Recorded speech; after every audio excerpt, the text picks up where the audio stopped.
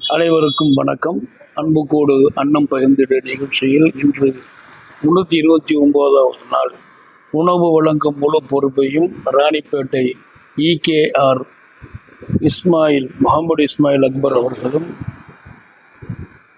நமது அருமை நண்பன் நெடுங்கிள்ளி நலங்கிள்ளி அவர்கள் உறவினர் மெய்கண்டவேல் அவர்களின் 10ஆம் ஆண்டு நினைவு அஞ்சலி முன்னிட்டு இருவரும் சேர்ந்து உணவுகளை வழங்கும் பொறுப்பை ஏற்றுக்கொண்டார்கள்.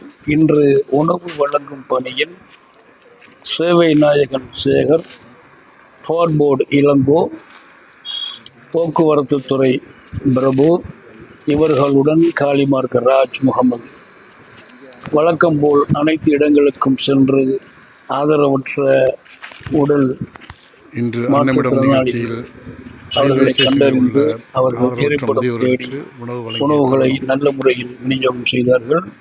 இன்று உணவு வழங்கிய உணவு விநியோகம் செய்ய வந்த நண்பர்கள் அனைவருக்கும் அன்புக்கூட்டின் சார்பாக மனமார்ந்த நன்றியை தெரிவித்துக் கொள்கின்றோம்.